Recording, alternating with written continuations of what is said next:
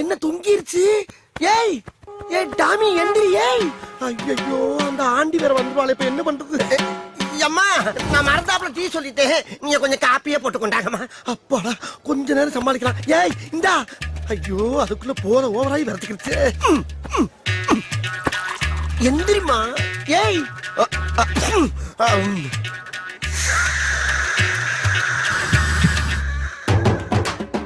ஐயோ லவ்வுக்காக கண்ட கண்ட நாய் வாயில எல்லாம் என் வாயை வைக்க வேண்டியதா இருக்கு. நான் என்ன பண்ணுவேன்?